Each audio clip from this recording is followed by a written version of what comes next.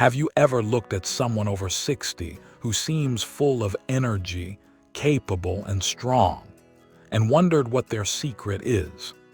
Especially when you know they never step foot in a gym.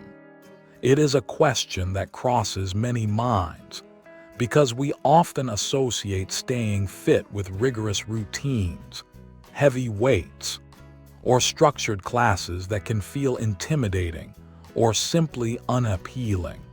Hey everyone, welcome back, and thank you for being here with me today.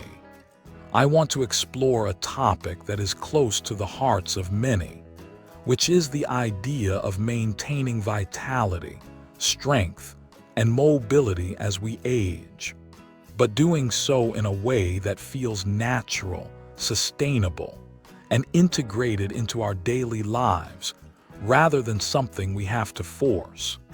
There is a fascinating perspective on health that suggests fitness isn't always about what you do for 1 hour in a specialized facility, but rather it is about how you live the other 23 hours of your day.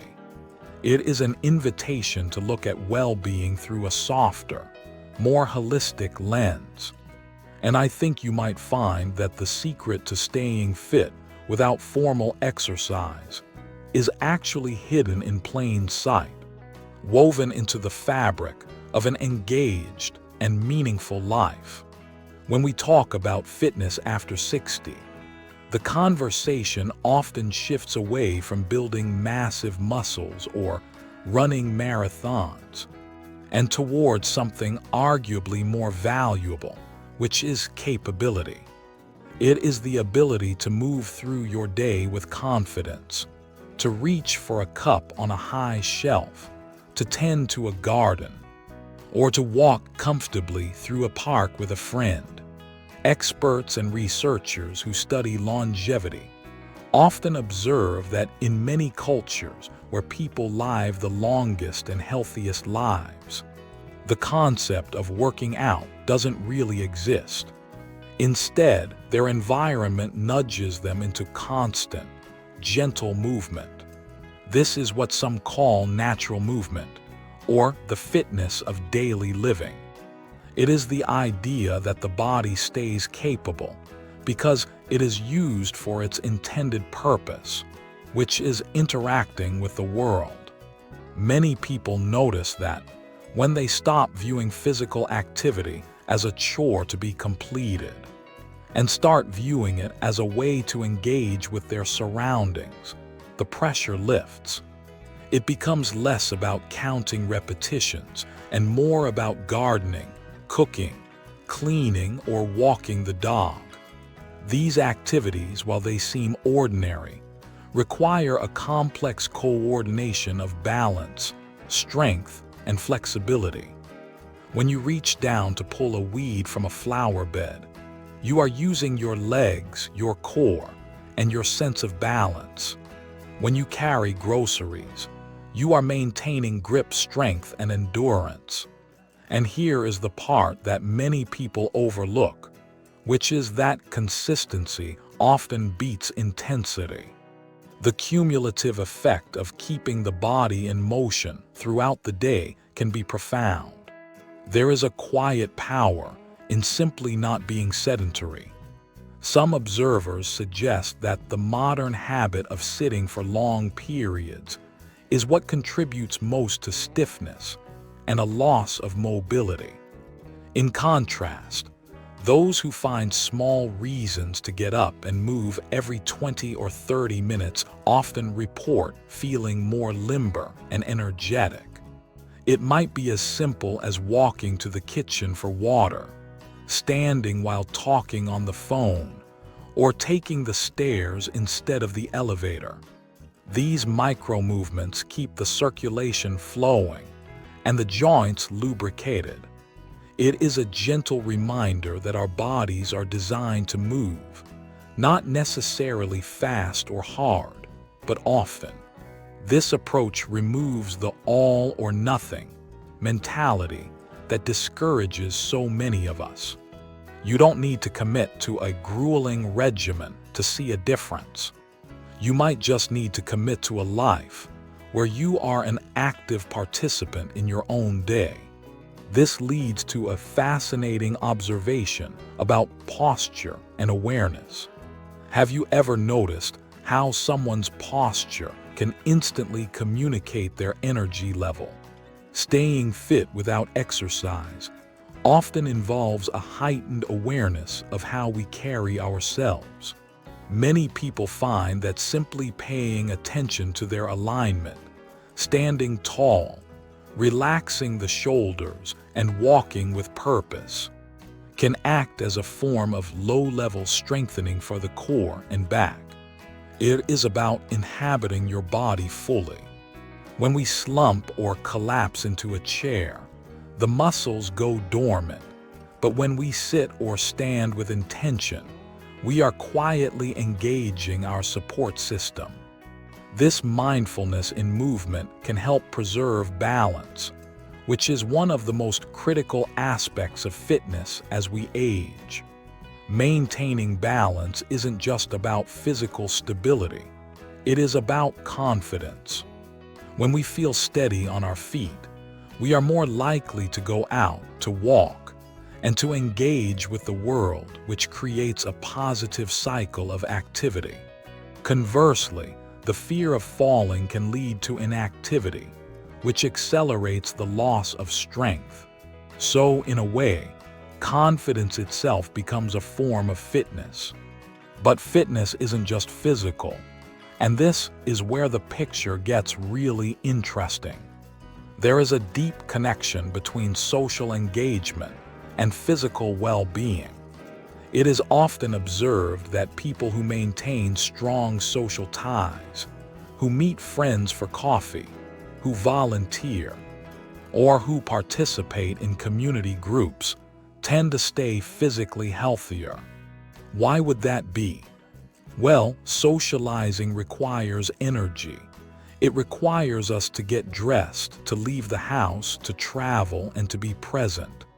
It provides a reason to move. But beyond the mechanics of it, connection reduces stress. We know that chronic stress can be hard on the body, contributing to inflammation and fatigue. By nurturing our relationships and finding joy in the company of others, we may be creating an internal environment that supports physical health. A conversation with a good friend can be uplifting, and that emotional lift often translates into physical buoyancy. It is hard to feel heavy and sluggish when you are laughing or deeply engaged in a story. So, investing in your friendships and your community might be one of the most effective non-exercise strategies available. What often matters more than people expect is the role of purpose. Having a reason to get out of bed in the morning acts as a powerful catalyst for physical vitality. This doesn't have to be a grand, world-changing purpose. It can be as simple as taking care of a pet, learning a new hobby, or tending to a collection. When we have a project or a passion, we are naturally more active because we are motivated by interest rather than obligation. Think of the artist who stands for hours painting, or the woodworker moving around a shop, or the grandparent chasing a toddler. They aren't thinking about burning calories. They are thinking about the task at hand. This state of flow, where we are absorbed in what we are doing, takes the focus off the effort and places it on the enjoyment. Many people find that when they follow their curiosity, their bodies simply come along for the ride. It suggests that perhaps the best way to care for the body is to cultivate a lively and curious mind. We also have to touch on the importance of rest and recovery, which seems contradictory when talking about fitness, but it is actually foundational. As we move through our 60s and beyond, our relationship with sleep and rest changes.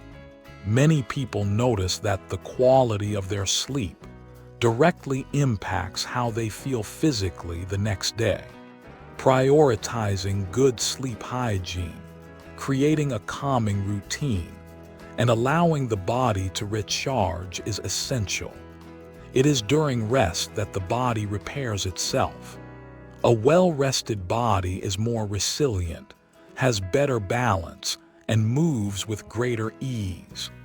On the flip side, constant fatigue can lead to a sedentary lifestyle simply because we don't have the energy to move.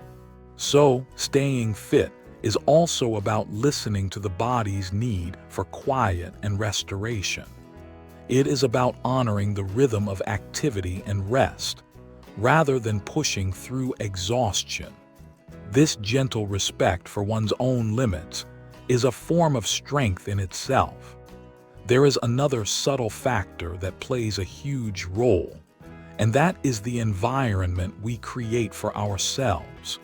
Some researchers suggest that our surroundings can dictate our activity levels more than our willpower does. People who live in walkable neighborhoods, or who organize their homes to encourage movement, often stay fitter without trying. This could mean keeping the things you use daily in places that require a bit of reaching or bending, rather than having everything within arm's length. It might mean choosing a parking spot a little further away, not as a punishment, but as a chance to enjoy the air. It's about designing a life where movement is the default option. It is a shift from "I have to exercise" to "I get to move." This reframing is powerful. When we view movement as a privilege, as a celebration of what our bodies can still do, it ceases to be a burden. It is also worth reflecting on the role of nutrition, not in a diet culture way, but in a nourishment way.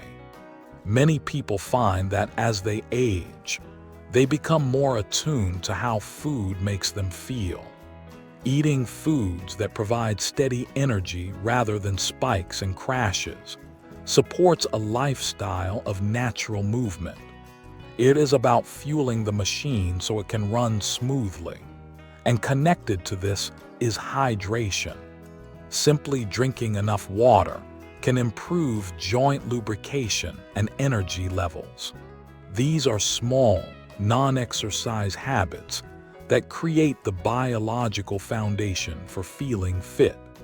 It's like keeping a car well maintained.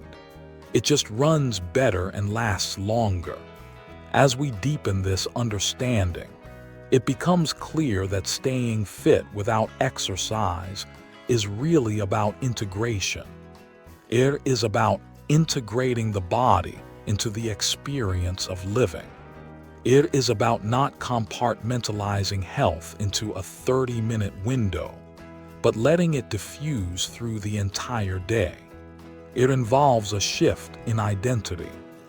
Instead of seeing yourself as someone who is aging and slowing down, you might choose to see yourself as someone who is experienced and capable. The stories we tell ourselves matter. If we tell ourselves that stiffness is inevitable, we might stop moving. If we tell ourselves that we are capable of adaptation, we keep finding new ways to do things. There is a dignity in this approach. It respects the changes that come with time without surrendering to them.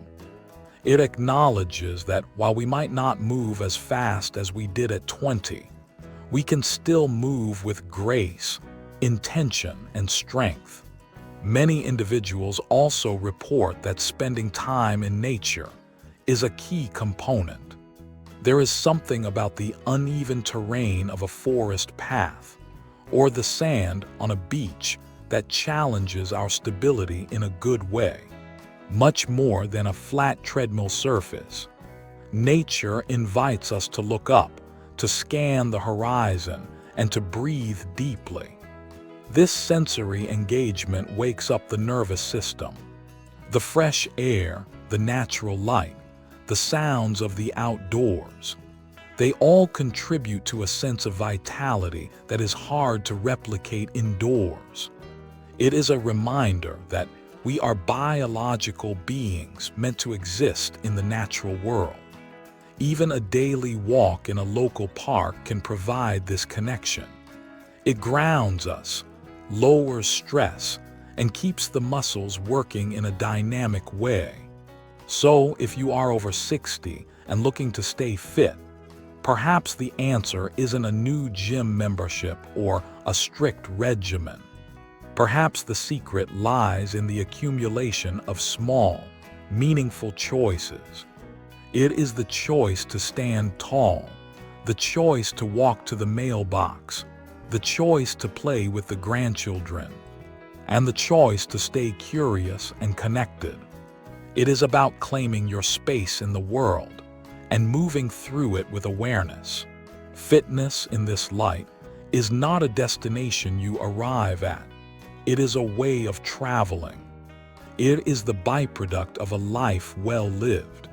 It is accessible to everyone, regardless of where you are starting from.